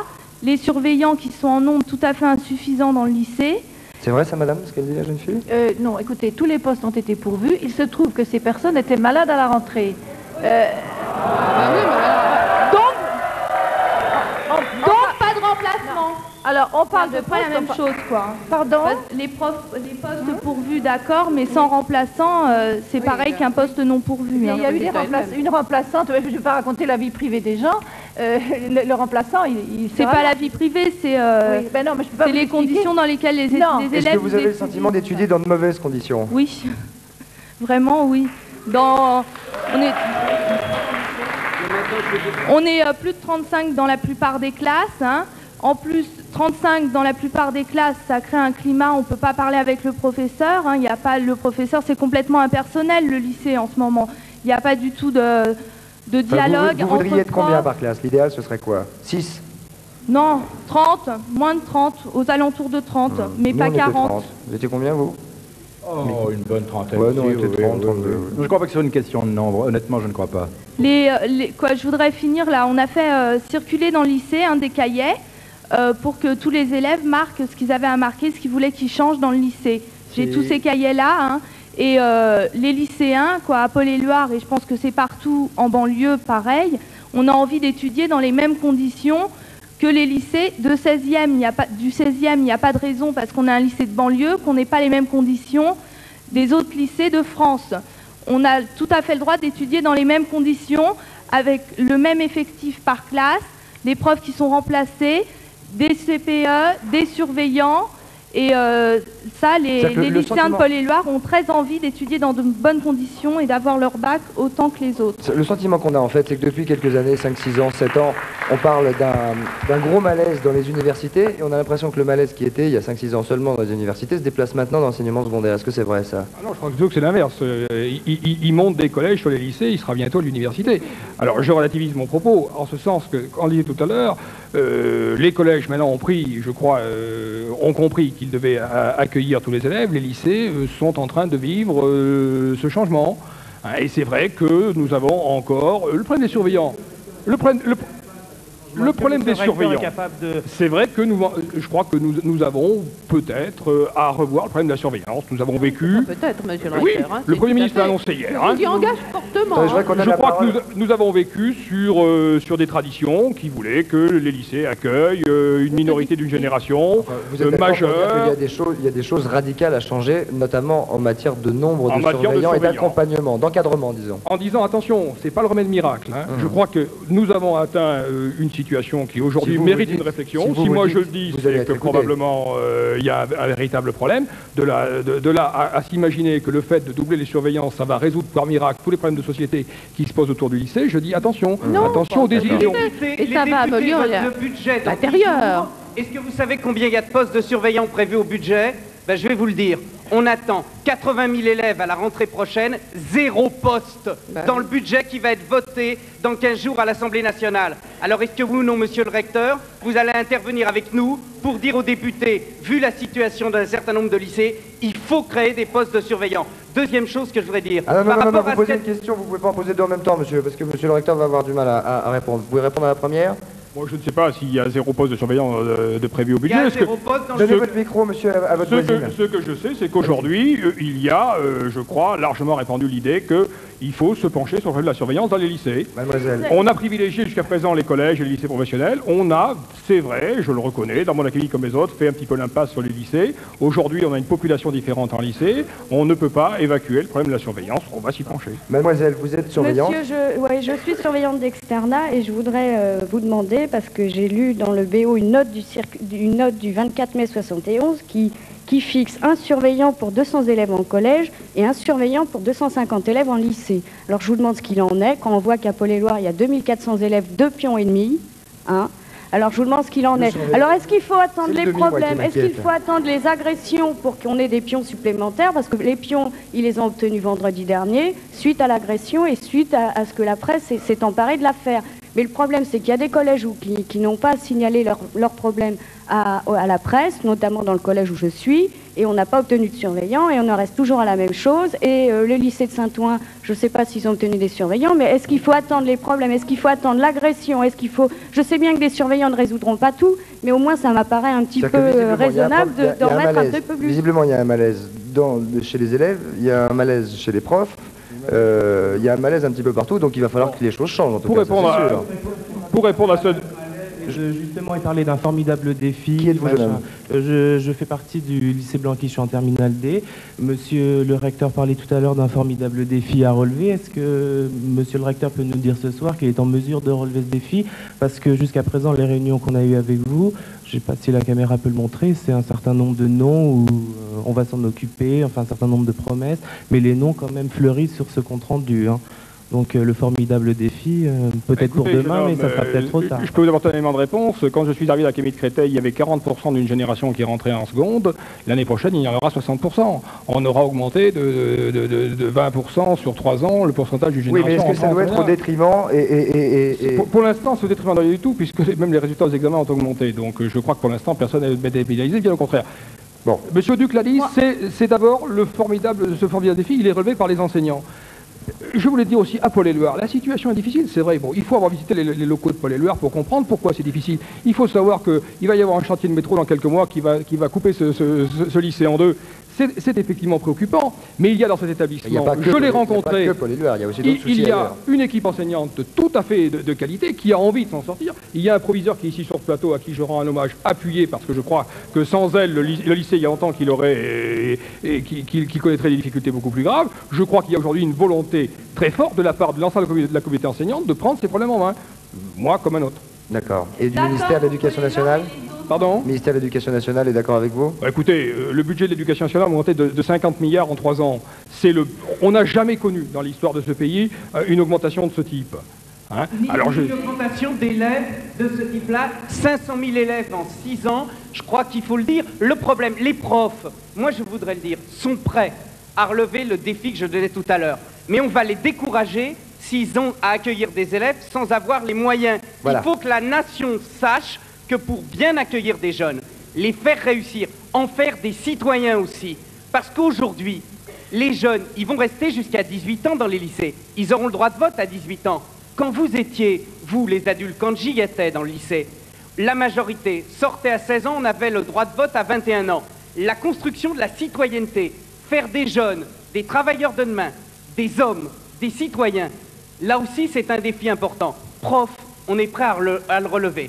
C'est quelque chose de difficile, mais il faut qu'on se sente soutenu par l'administration de l'éducation nationale. Il faut qu'on nous laisse avoir des initiatives, il faut qu'on nous donne les moyens de les avoir. À l'heure actuelle, moi j'ai peur que les profs soient un peu écœurés et découragés parce qu'ils ont fait des choses et que les réponses de l'administration sont souvent négatives. Merci. Une dernière intervention et la conclusion à Jean-Pierre. J'ai juste une question, moi. Si le Clémenceau tombait en rade, combien de temps, messieurs les ministres, metteriez-vous pour le réparer ? Si les capitaines du Clémenceau tombaient malades, combien de temps metteriez-vous pour les remplacer? C'est juste une question comme ça. On n'a pas eu droit à une infirmière au lycée Blanqui parce qu'apparemment on a droit à une infirmière que dans les internats parce qu'apparemment il n'y a que dans les internats où on tombe malade, au lycée tout va bien. C'était la réponse de monsieur le recteur. Monsieur de Chavannes. C'est pas raisonnable ça, monsieur le recteur. Il faut une infirmière. Monsieur de Chavannes, nous avons pris dans ce pays le parti de scolariser et nous avons des incidents. Je connais un autre grand pays, pas loin de nous, l'Angleterre pour ne pas le citer, qui a choisi le parti d'exclure. Ils ont des morts dans les stades. C'est tout. Je crois qu'il faut qu'on comprenne bien que nous avons choisi la bonne solution. C'est en accueillant. Alors, il y a des difficultés, c'est vrai, elles ne se résoudront pas en un jour, mais on accueille, on scolarise, parce qu'il y a une volonté. D'accord. Hein? Enfin, peut-être qu'il faut un personnel d'encadrement un peu plus tout à fait. Si on exclut, nous aurons de bien plus graves difficultés. Ce que nous connaissons aujourd'hui n'est rien à côté de ce que nous aurions si nous n'avions pas actuellement cette politique de scolarisation. Excusez-moi, j'ai eu dans ma classe une fille qui, à un moment, n'arrivait plus à respirer. Je l'ai descendue à l'infirmerie, et la seule personne qui était apte à s'occuper d'elle, parce que c'est la seule qui avait le temps, c'était la lingère. Monsieur de Chavannes. Depuis tout à l'heure, 2 petites secondes s'il vous plaît. Ces témoignages montrent bien que les problèmes sont d'ordre nationaux, d'ordre d'argent, il faut le dire, d'ordre d'argent. Mais le problème d'aujourd'hui, c'était la violence. Et visiblement, les professeurs ont plus de problèmes avec la politique qu'avec les élèves. Vous êtes le premier à dire que 4 agressions sur 2400, c'est rien. Hein. Vous étiez le premier à dire que 4 agressions sur 2400, c'est beaucoup trop. Oui, d'accord. Vous disiez qu'il fallait relativiser quand même tout à l'heure. Par rapport, je ne sais pas si vous lisez Le Parisien, pour ne pas le citer, hein, mais je crois qu'il faut quand même relativiser par rapport aux Parisiens. C'est certain que 4 agressions, c'est 4 agressions de trop. Mais 2400 élèves. Enfin, c'est toute la presse qu'on a parlé. Monsieur, s'il vous plaît, Monsieur de Chavannes. Depuis tout à l'heure, il y a une personne dans le public qui voudrait parler et je pense qu'elle a une chose très importante à nous communiquer. C'est malheureusement pas prévu, qu'il n'y a pas de lumière et pas de son là-bas, jeune homme. Ou alors venez vous mettre à la place de jeune homme ici. Passez sous la caméra, s'il vous plaît. Voilà, laissez-lui votre place alors. Très vite, en 2 secondes. Hein. Voilà, moi je tiens à dire simplement un truc, c'est qu'on est tombé, on parle de la violence dans les lycées, Mais c'est pas que la violence dans les lycées, c'est la violence tout court. C'est qu'aujourd'hui, il y a un phénomène social qui est en train qui se dégrade de plus en plus, et que si le gouvernement aujourd'hui ne fait rien pour encadrer et pour trouver un remède à ce problème, ça va éclater. C'est à peu près ce qu'on dit depuis une heure, hein, remarquez. Oui, il faut réagir. Mais par ailleurs, il y a un malaise, il y a vraiment un malaise dans l'éducation nationale, c'est-à-dire que les élèves, les professeurs, à chaque fois qu'ils viennent en cours, ils viennent pointer. Parce que c'est tellement dégradant. Enfin, on ne travaille pas dans de bonnes conditions. D'accord. Jean-Pierre, conclusion. Oh, la conclusion pour moi c'est simple. Tout à l'heure on disait que les médias exagéraient, que rendaient le problème excessif, etc. Je crois que ce qui est très important. Attendez, je vous ai laissé parler, laissez-moi parler. Soyez gentil. Commencez par un article en disant le lycée de Saint-Ouen c'est le Bronx. Je n'ai jamais dit ça, c'est pas moi qui ai dit ça. Donc les médias exagèrent quand même. Non, écoutez, il n'est pas question de savoir si les médias exagèrent ou n'exagèrent pas. Ce qui est important, c'est que grâce à un média très puissant qui s'appelle la télévision, ce soir, vous avez pu débattre entre vous plus ou moins agréablement, plus ou moins sympathiquement, plus ou moins amicalement, plus ou moins agressivement, mais vous avez débattu. Je souhaite simplement, l'allusion que vous faisiez tout à l'heure au Clémenceau est une allusion excellente car elle est politique, mais je souhaiterais simplement que si des ministres, et celui le responsable de l'éducation nationale, entend ce débat, je souhaiterais simplement qu'il réfléchissent un peu à tout ce qui vient de s'exprimer car c'est très important. Donc que les médias aient un peu exagéré un jour, c'est possible et ça n'a aucune importance. Ce qui compte, c'est que nous sommes dans un pays de liberté et que chacun a pu s'exprimer, je vous dis plus ou moins facilement, mais il s'est exprimé. Il serait important que ceux qui sont au-dessus de nos têtes et des vôtres par conséquent puissent vous entendre car c'est important qu'un pays se rende compte que sa jeunesse étouffe et craque dans des établissements trop étroits.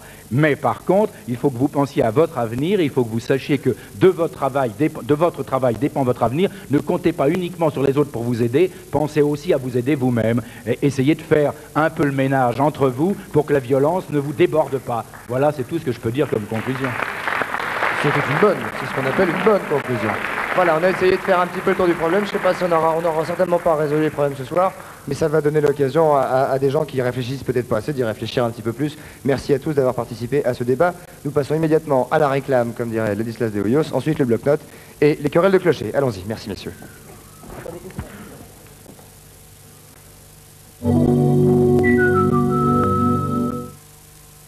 Quand on n'aime pas perdre son temps, on n'aime pas non plus perdre inutilement son argent. Compte actif du Crédit Mutuel. Votre compte devient actif. Crédit Mutuel, une banque à qui parler.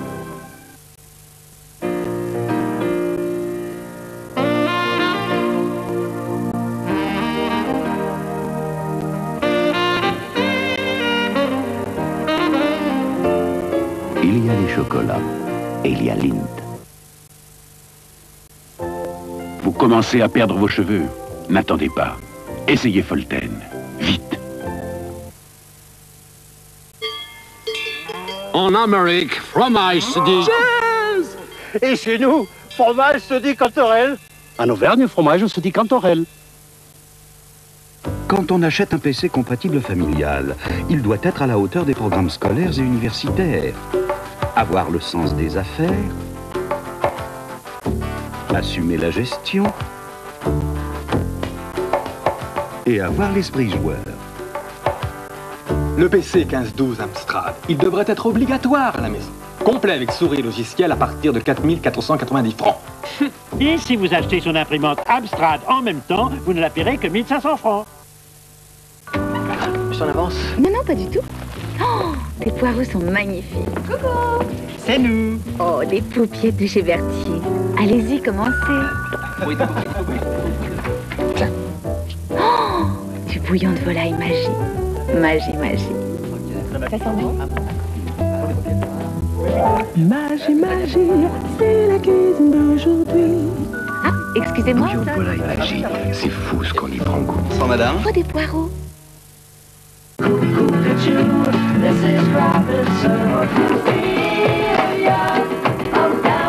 nous ont réunis.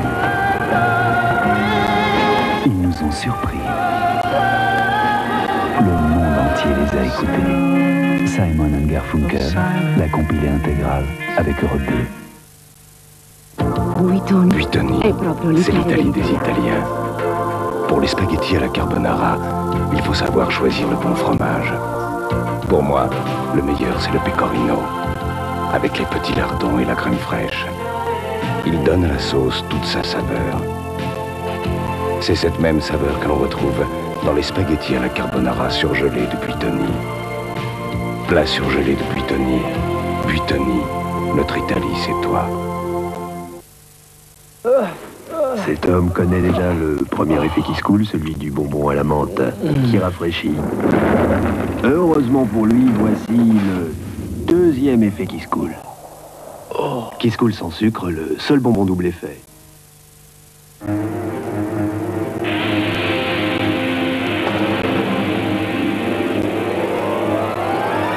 Brut de Fabergé.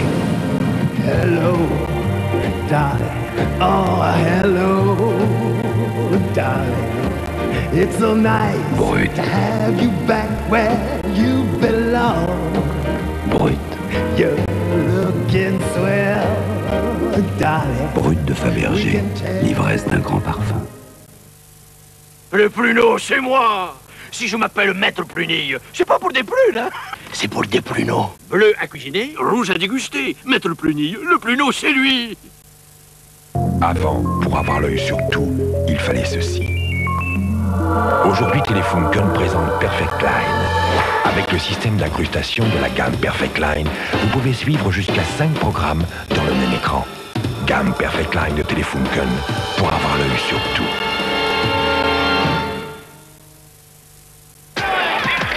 Chamois d'or est un fromage si onctueux et si généreux qu'il vous redonne goût à la tendresse.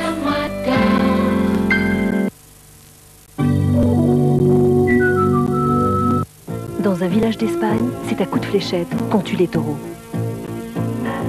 Aux Antilles, des coqs s'entretuent pour le plaisir et la fortune des parieurs. Dans le nord de la France, ce sont des chiens dressés pour le massacre. Au nom de la tradition, peut-on permettre un tel carnage? SOS Combat d'animaux, une grande cause avec Brigitte Bardot sur TF1.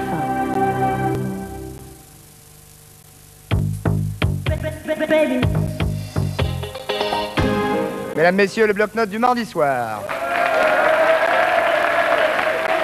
Nous allons commencer tout de suite par le j'aime, j'aime pas de Jean-Pierre. Nous allons commencer par ce que vous aimez, Jean-Pierre. Vous aimez... Non, parce que vous n'aimez pas plutôt. Vous n'aimez pas la muflerie en voiture. Non. Hein, Patrice Carmouze non plus, vous n'aimez pas ça, la muflerie en voiture. Non, pas du tout. Non. La peinture abstraite, vous n'aimez pas. Non, c'est pas mon truc, non. Par exemple, quelque chose... Aidez-moi, Michel, s'il vous plaît. Quelque chose comme ça.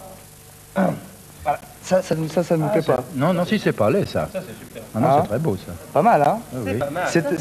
Non, j'ai au fond, je n'aime pas l'imposture de la peinture abstraite, mais j'aime bien la peinture abstraite au très fond des choses. Ça, c'est beau, ça. Voilà, eh ben, c'est l'œuvre de Patrice Carmouze.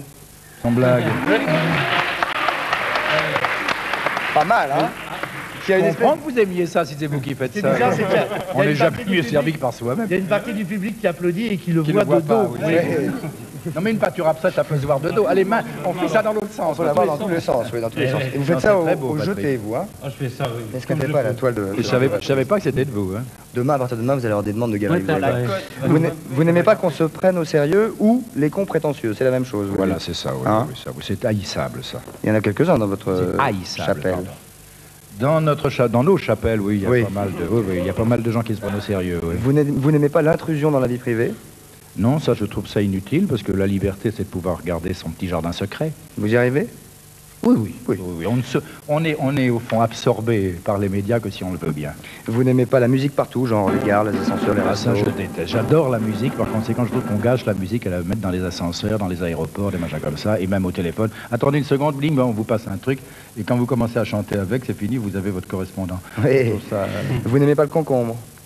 C'est lui qui ne m'aime pas. J'ai mangé un jour des concombres à la crème, je vais vous raconter ma vie. Allez-y. J'ai eu vraiment des hauts le cœur tels que il faut que je m'arrête tout de suite. n'est-ce pas Genre vraiment haut le cœur ou vraiment genre... Ah non, vraiment, genre, le côté, on va gerber. Oui.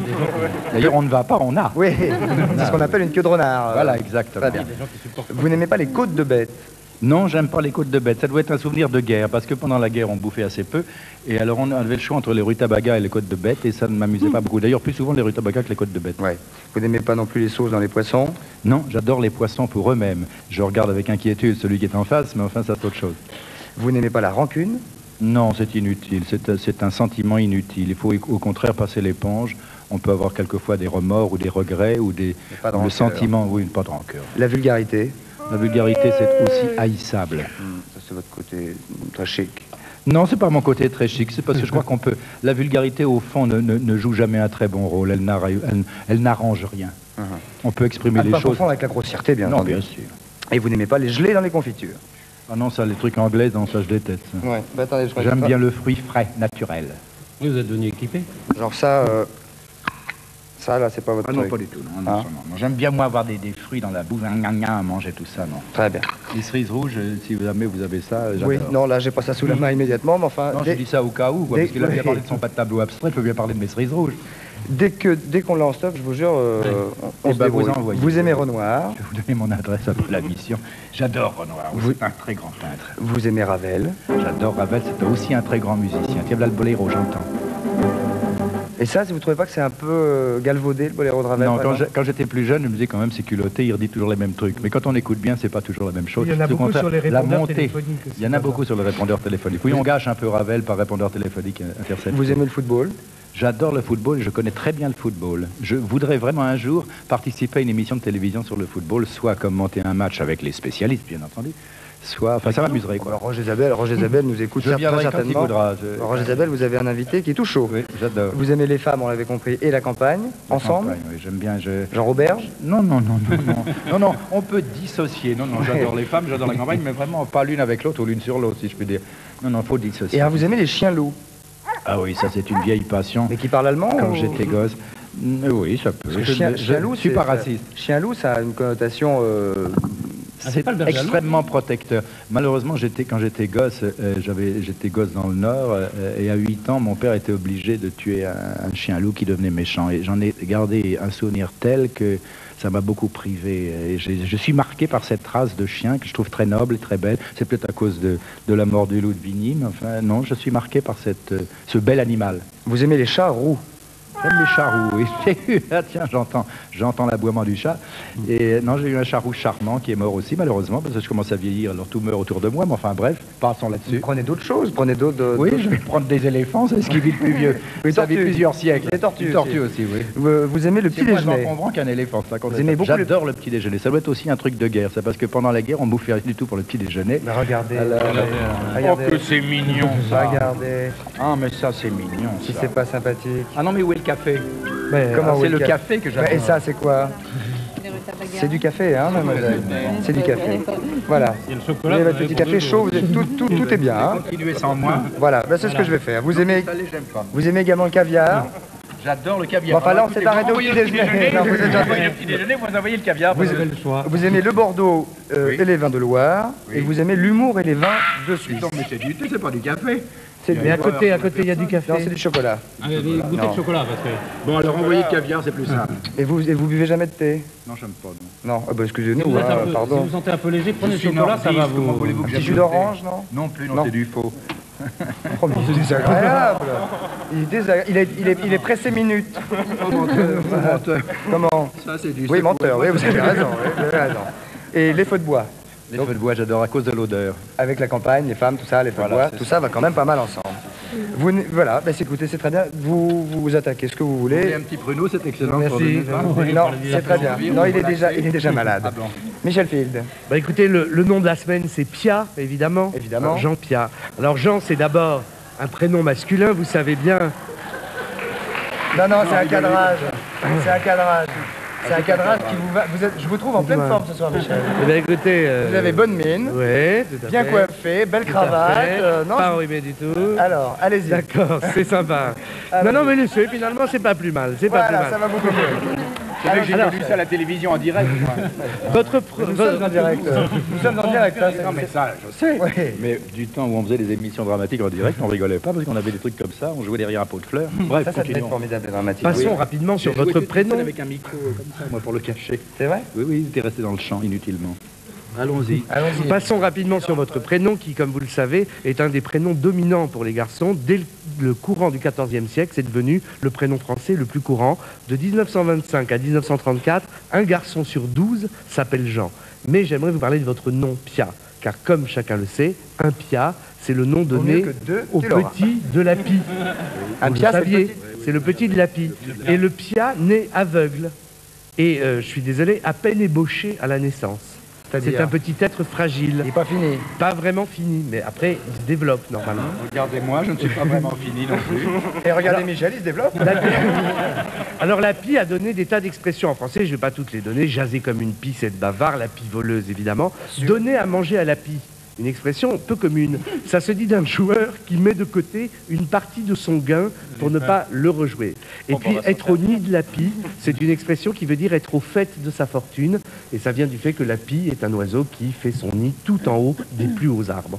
Voilà, c'est tout ce que j'ai trouvé sur votre oiseau, la pie, hein. Oh, c'est un oiseau bariolé, noir et blanc, donc contrasté. Il y a du noir et du blanc, il y a du jour et de la nuit. Vous êtes peut-être vous-même un être contrasté. Allongez-vous, on va parler. Allongez-vous et appelez-nous Sigmund. Voilà, oui, c'est tout. Voilà, non, mais c'est déjà pas mal sur Renaud. Au moment où on parle de raquettes à la sortie des écoles, aux États-Unis, il y a des gens qui ont trouvé une nouvelle façon de raqueter de façon très très efficace. Alors, ce sont deux hommes qui un jour braquent dans la rue un troisième. Ils l'emmènent en voiture. Il le dépouille dans un bois, il lui enlève ses dents en or, son portefeuille. Ah oui, c'est un dépouillage à fond. La totale. Et puis il avait un bracelet qui tenait très très bien. Pas de problème. Pas de problème. Il y a un des deux agresseurs retourne à sa voiture, prend la tronçonneuse, tranche le poignet du mec, ils prennent le bracelet et ils le laissent là. Sympa. Efficace.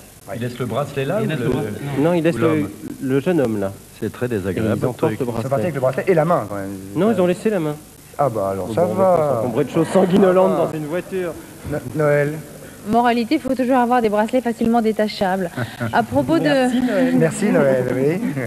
À propos de lycéens dans le magazine Parents, 64%, pour 64% des lycéens, ce qui compte le plus, c'est la réussite, toujours d'après le magazine Parents. 47% des filles seraient prêtes à larguer leurs petits amis, alors que 39% des garçons seraient prêts à larguer leur conjoint pour réussir.